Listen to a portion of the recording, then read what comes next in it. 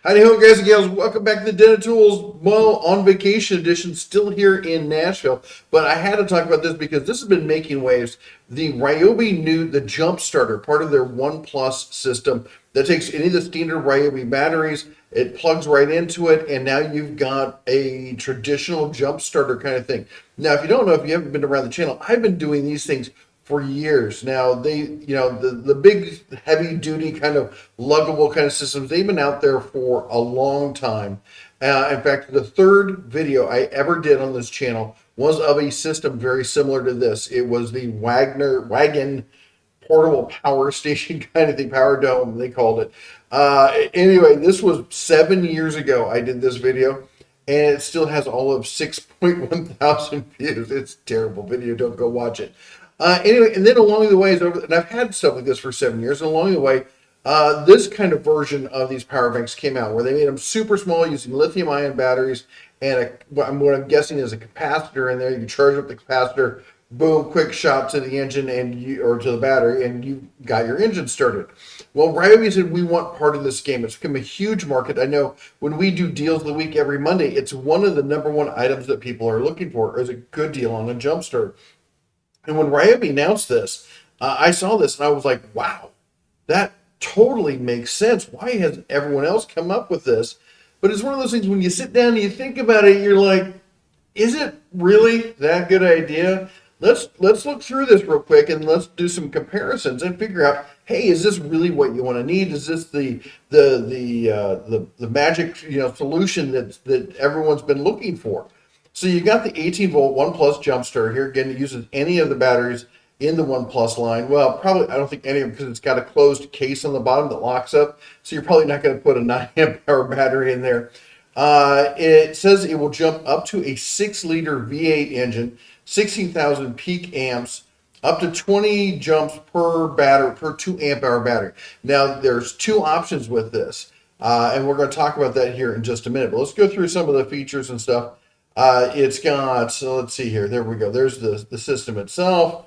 It's got the waterproof casing on the back to lock up the battery. You got your jumper cables wired into the system. It's got little grippers there on the side where you can clip them into it so they don't go missing. Let's see here. It doesn't want to work on me there. There we go. Reverse polarity protection. That's pretty much standard on all of these. Easy LED indicators. That's pretty common. Compatible with 12 volt lead acid batteries. Now that kind of worries me because it just says lead acid. There's gel, and there's all these other different types of batteries out there, and I would like to know that it's going to work with all of them. Jump start up to 6-liter. We talked about that. Onboard LED work light. That seems like a nice feature. I've worked with a lot of these jump starters. I've yet to find the work light to be truly that useful. Runtime up to 20 charges. Yada yada. We talked about that. It's a nice tidy package, I'll give it that. The way the cables come around, they plug right into the little holders there. You don't have a case, but you got a nice little carrying handle. It all kind of keeps itself together, which a lot of these systems do not. Now, here's the rub on this. Pricing on this is listed with the kit with a 2 amp hour battery with one of those cheap little chargers is going to run you $200. Now, some of you may think, hey, that's not a bad deal. But some of you who've been around the channel and know the jump starter deals that we get here, that's a lot of money for a jump starter. Case in point, the one of the most robust jump starters I've ever seen. The heaviest build quality out there is from Fantic. The Fantic, the T8 system here, it's a 13,000 amp jump starter. It's rated to do a 7-liter gas engine, 5-liter diesel. It's got a digital display on it telling you exactly how much power is left. It is a seriously robust unit. The clamps are robust. The case is robust. The cables are probably the thickest cables you're going to get on a system. The only negative I can see about the system is that it doesn't come with a case, which would be really nice.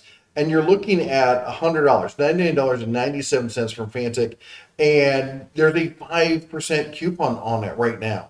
So that's going to knock another $5 off. So you're looking at $95 there. Now, the other option is from Topdon, who's huge. Now, fair warning, Fantic, in fact, all these companies, I've gotten free stuff from all of these companies. But Fantic, Topdon here, Top Don is 2,000 amp peak. I keep a Top Don charger in all four of my vehicles. We've got one uh, in the diesel. I've got one in the wife's new truck, our old Suburban. Had one in my son's car. He moved it over to the BMW, which he stole from me because that's what kids do. 2000. This is a great one. It doesn't have the digital display. It has very robust cables and stuff. Not the most heavy duty, but I think good value for the money. It comes with a case, which is a $20 option for everything else. And they just work. They're simple. They just work. That's what I like about the Top Down system here. $85 here, $10 off coupon. So for $75, it'll do up to 8-liter gas or 6-liter diesel. And then what some people are like, well, if you like the old school system here, like this, one of the things that a lot of these have, and you can see it on this one, is they had a built-in air compressor. People are like, well, I still like that kind of combo, having the air compressor and having the jump starter in there as well. And for that option, we have the Vitoman. Vitoman, they have this weird knack of, they make a bunch of different tools, and they all are, oh, and it's also a jump starter. Like, seriously, in my truck, I've got their impact wrench that's also a jump starter. So I actually have two jump starters in my truck. But I just keep the impact wrench because it has this great long use lithium ion battery that I think I have to charge it like once every 8 months or something. And it'll take off lug nuts just fine. Anyway, here's this system here where it's a jump starter and an air compressor. It's $80 right now. That's the deal on that one. Oh, I should have mentioned before that if you're interested, I'll put links to all of this and to the Ryobi one as well. The Top Down one, most people aren't going to see this today. It's a lightning deal. So that $85 was the $75 is not going to last. Anyway, the Vita Man here, I would say that they're decent quality. They're not like the super most robust kind of thing out there, but they do keep working. Like the stuff that I have from them hasn't failed yet. And, I've carried around in my truck for over a year at this point, and it still works. It's ridiculous. Now, I'm sorry, but when I look at the price on this, like, people are like, well, when the battery dies on the Ryobi, you can put a new battery in it. Well, yeah, but now you're buying another battery to supplement that one, so you're investing more money into it. Well, you can use the battery with other systems, but you're not going to use that battery with other things because this is something you want to keep in your vehicle. It's big, it's chunky, it's going to take up a ton of space, and because let's be honest, it's never like you want to use it in the car that's parked in the garage. You want to, if you're out and about and if suddenly your car's dead or your buddy's car's dead, or you have to go rescue your wife somewhere or something. Trust me, I'm doing it all the time.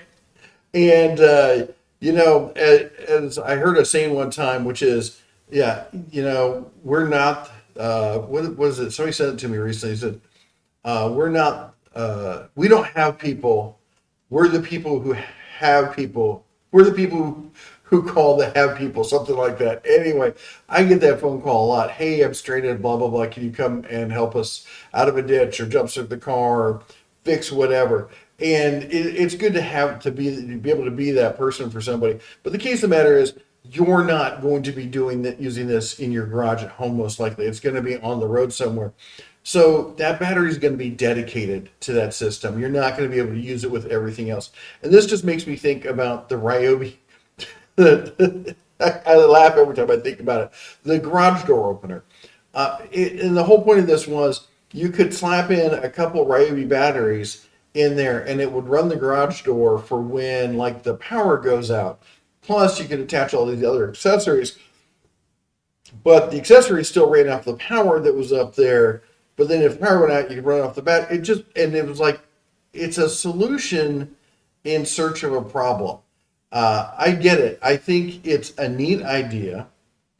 And maybe if the price was cheap, if they made it more compact, I can't see why if they could take these little battery packs that are this big and make them work, why is the Ryobi one so ginormous, comparatively speaking?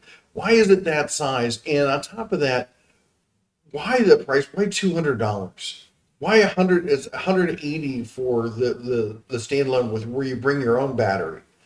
It just seems like this should be $100 item. And at $100, if they made it a third or half the size and made it $100, I could totally see this as a probable solution.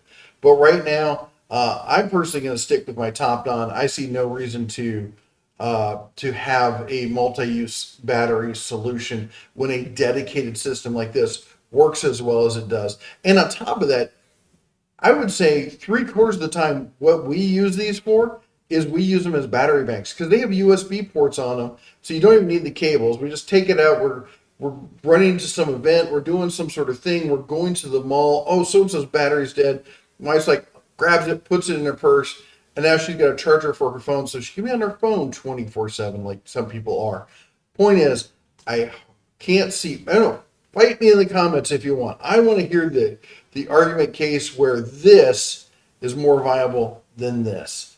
Anyway, I gotta run. We got museums. We're going to the Country Music Hall of Fame and then to the Man in Black Museum tonight. So catch us there. Anyway, you all take care. God bless.